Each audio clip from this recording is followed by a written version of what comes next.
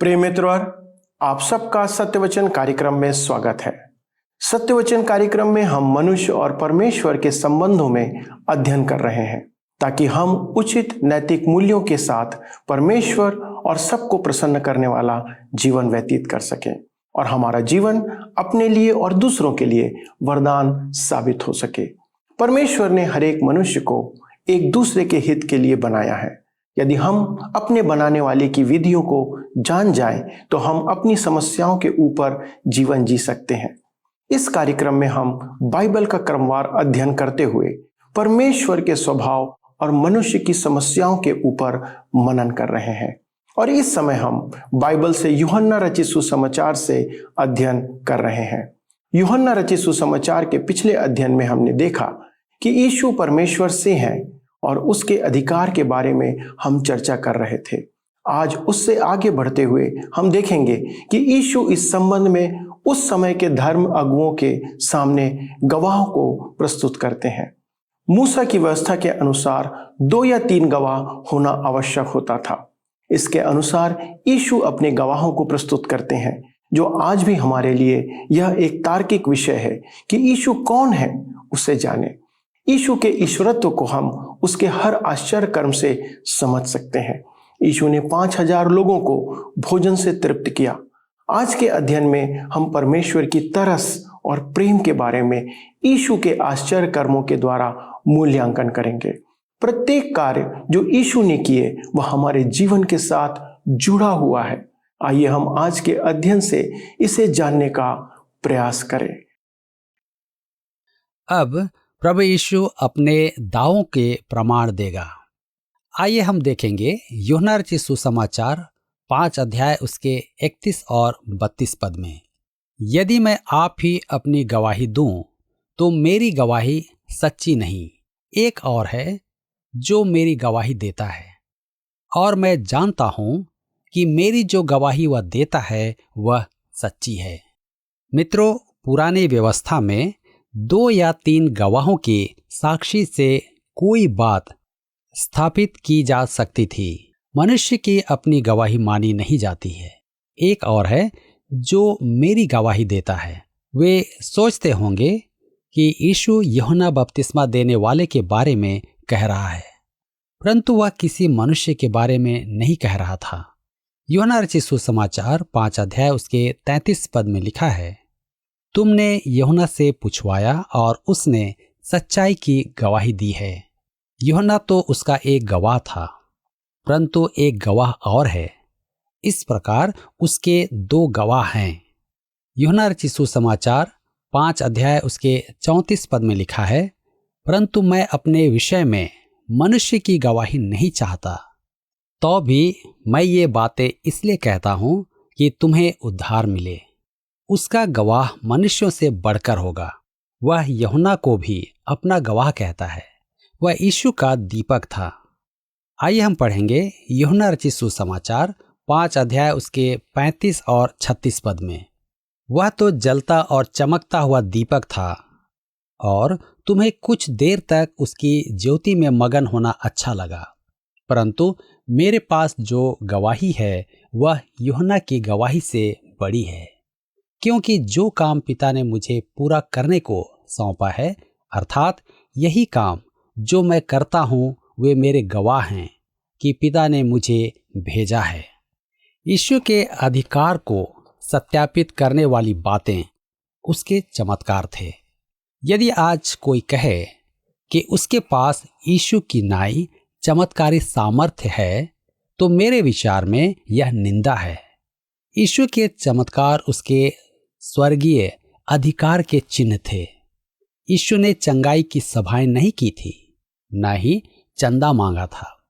उसने रोगियों को पंक्ति में खड़ा नहीं किया था। वह तो चलकर मार्गों में जाता था और रोगियों को चंगा करता था। मेरे मित्रों, यीशु ने 100-200 रोगियों को चंगा नहीं किया था, उसने हजारों रोगियों को चंगा किया था। उसके चमत्कारों का खंडन किसी ने नहीं किया।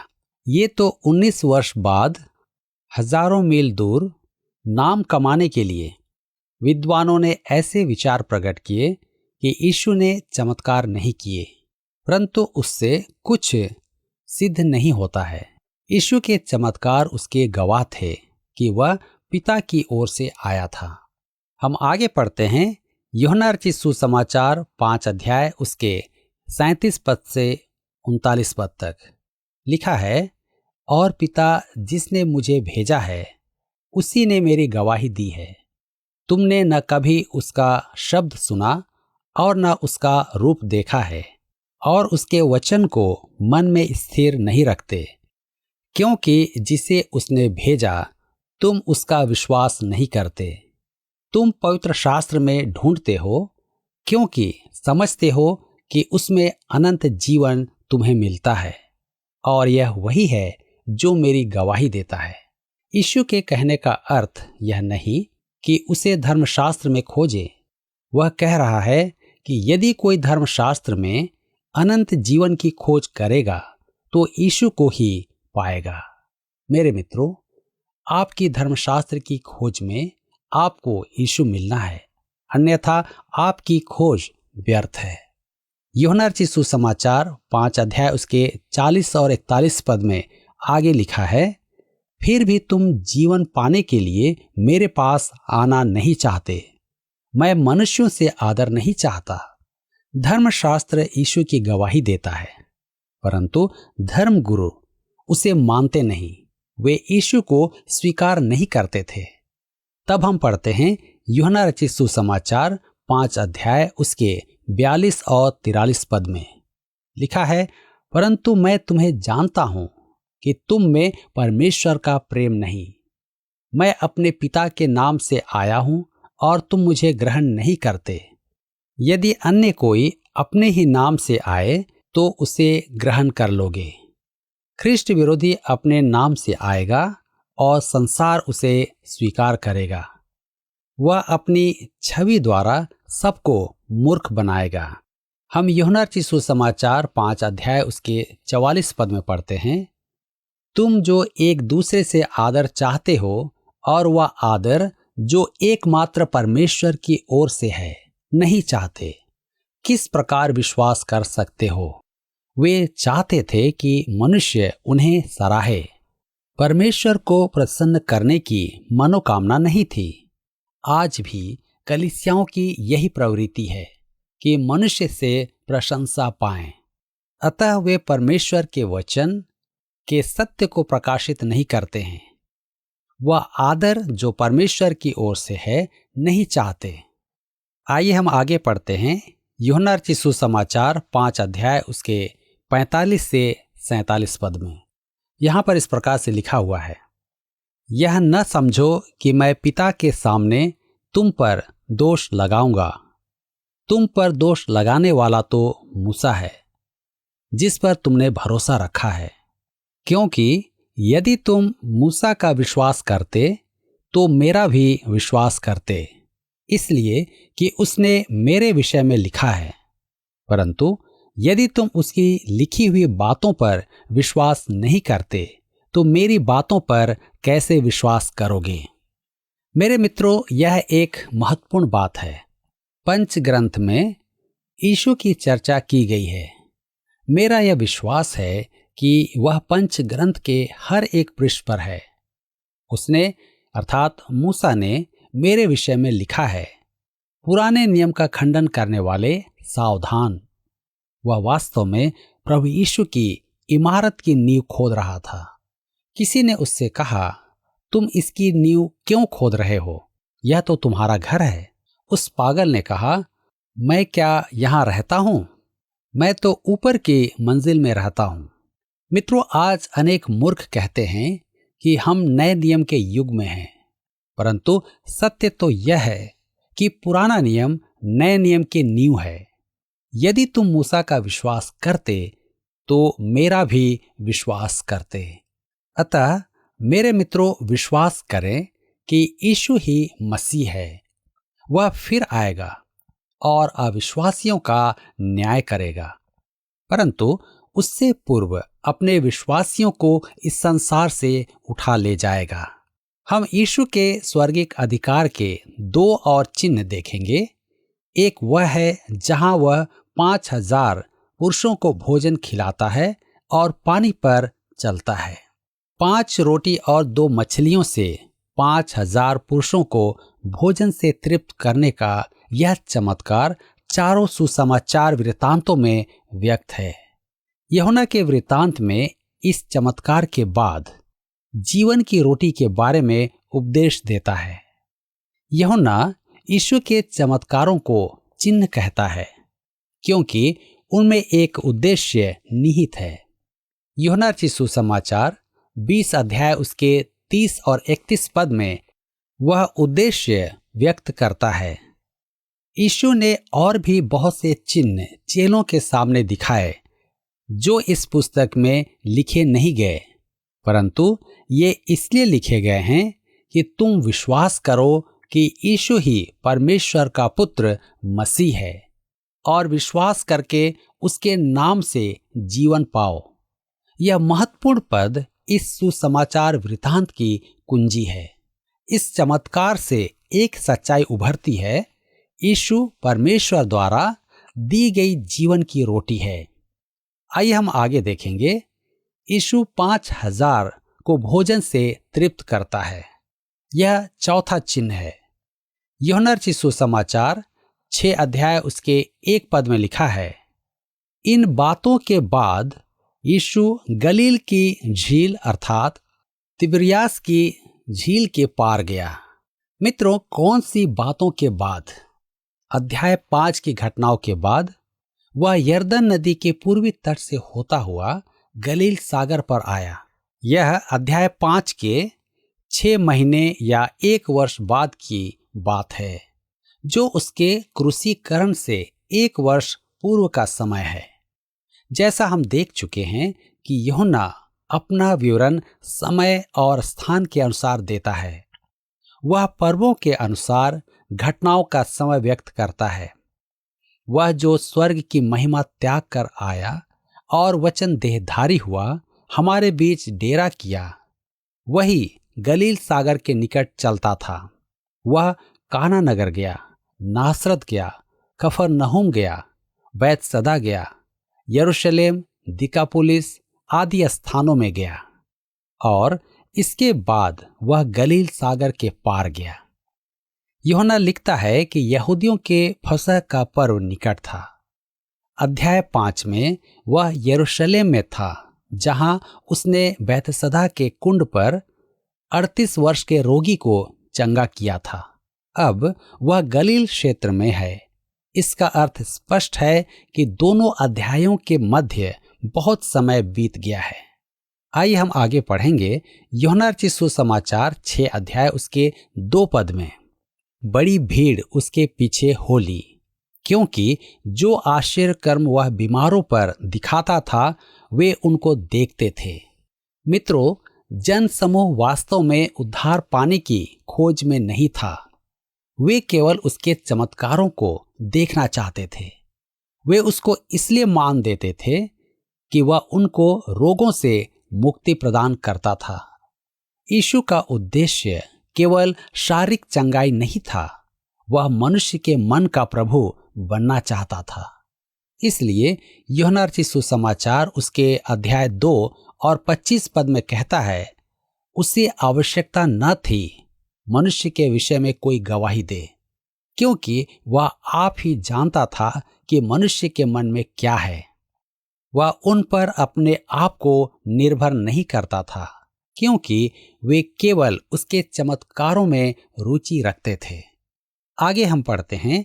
यूहन्ना रचित सुसमाचार 6 अध्याय उसके 3 और 4 पद में लिखा है, तब यीशु पहाड़ पर चढ़कर अपने चेलों के साथ वहां बैठ गया। यहूदियों के फसह का पर्व निकट था।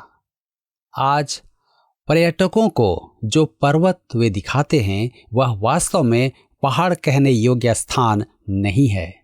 वहां पर्वत हैं जो समुद्री सतह से 3000 फुट तक की ऊंचाई के हैं, परंतु यह स्थान अधिक ऊंचा नहीं है। यह कफरनहूम के निकट है और संभवतः वह स्थान है जहां यीशु ने 5000 को भोजन खिलाया था। यीशु वहां अपने शिष्यों के साथ बैठ गया। फसह का पर्व निकट था। आइए हम आगे पढ़ेंगे। यूहन्ना रचित सुसमाचार 6 अध्याय उसके 5 पद में लिखा है, तब यीशु ने अपनी आंखें उठाकर एक बड़ी भीड़ को अपने पास आते देखा।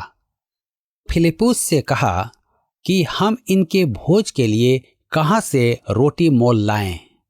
फिलिप्पुस और अंद्रियास कम बोलने वाले व्यक्ति थे, परंतु परिश्रमी थे। वे सदा ही कुछ न कुछ करते रहते थे। अंद्रियास ही शमौन पतरस को यीशु के पास लाया था। यीशु ने फिलिप्पुस से यह प्रश्न क्यों किया? क्या वह उसकी राय पूछ रहा था? यीशु किसी की राय पर नहीं चलता था। तब उसने फिलिप्पुस से यह प्रश्न क्यों किया? आइए हम आगे पढ़ेंगे। यूहन्ना रचित सुसमाचार 6 अध्याय उसके 6 पद में उसने यह बात उसे परखने के लिए कही, क्योंकि वह आप जानता था कि वो क्या करेगा। यीशु फिलिप्पुस को परख रहा था। फिलिप्पुस देख रहा था कि जनसमूह में लगभग 15,000 मनुष्य तो अवश्य होंगे, स्त्रियों और बच्चों सबको गिनते हुए। फिलिप्पुस के मन में यीशु के चमत्कार का विचार भी नहीं आया था। आगे हम पढ़ेंगे यूहन्ना रचित सुसमाचार 6 अध्याय उसके 7 और 8 पद में इस प्रकार से लिखा है, फिलिप्पुस ने उसको उत्तर दिया कि 200 दिनार की रोटी उनके लिए पूरी भी न होंगी कि उनमें से हर एक को थोड़ी थोड़ी मिल जाए। उसके चेलों में से शमौन पतरस के भाई अंद्रियास ने उससे कहा। फिलिप्पुस को कैसे पता था कि उनके पास केवल 200 दिनार ही थे?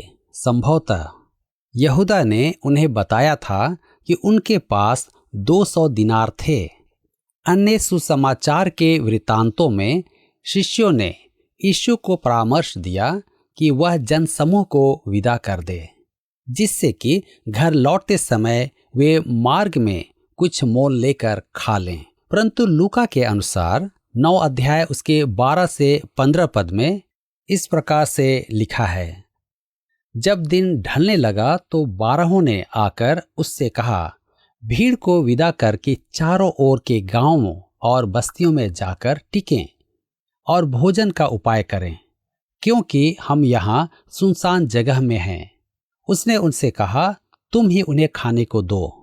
उन्होंने कहा, हमारे पास 5 रोटी और 2 मछलियों को छोड़ और कुछ नहीं, परंतु हाँ, यदि हम जाकर इन सब लोगों के लिए भोजन मोल लें तो हो सकता है।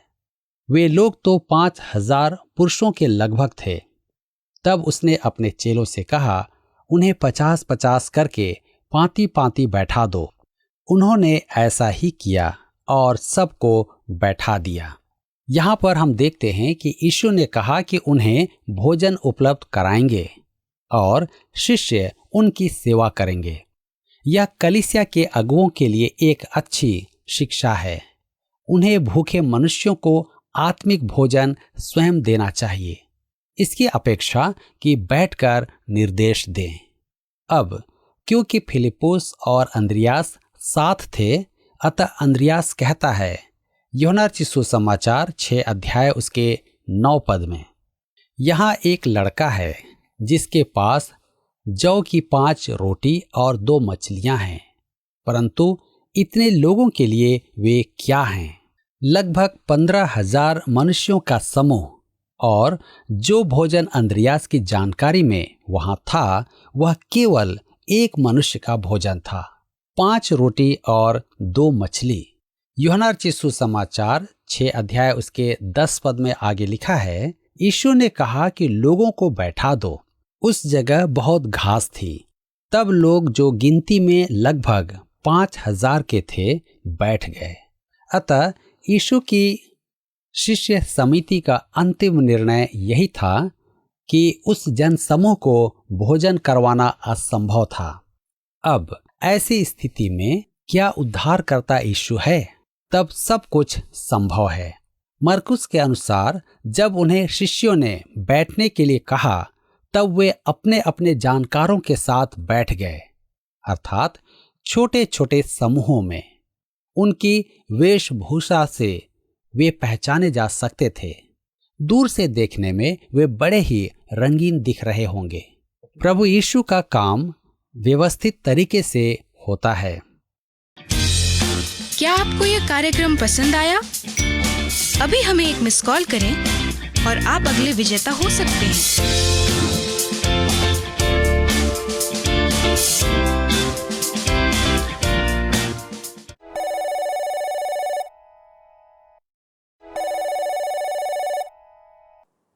प्रिय दोस्तों, परमेश्वर पर कोई मानवीय नियम लागू नहीं होता है, क्योंकि परमेश्वर स्वयं नियम निर्माता है।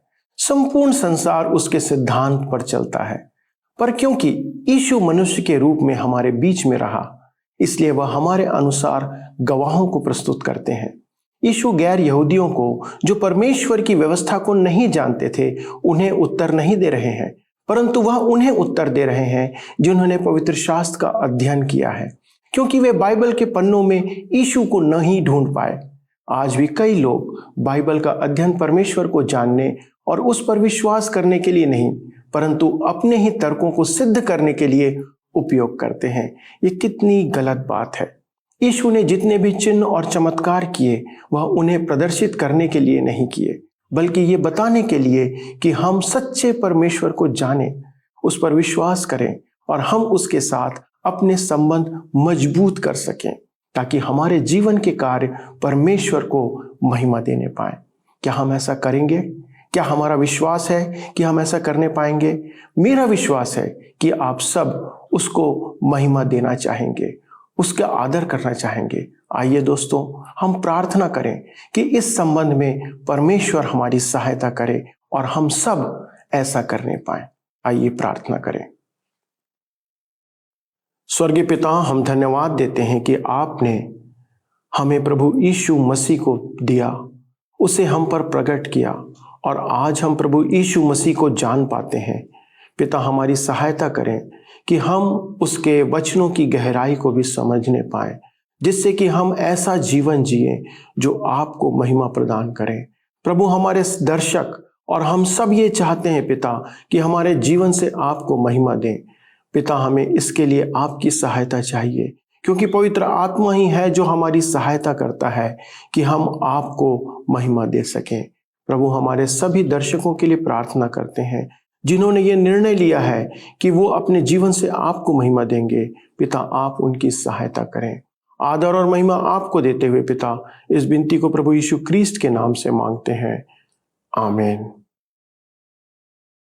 दोस्तों, आपकी उपस्थिति के लिए फिर से धन्यवाद। लेकिन मेरा निवेदन है कि आप हमें मिस कॉल और SMS करते रहें, जिसके द्वारा हम ये जानने पाएंगे कि आपको ये कार्यक्रम कैसा लग रहा है। अगले कार्यक्रम में आपसे फिर मुलाकात होगी। तब तक के लिए प्रभु के साथ बने रहें। धन्यवाद।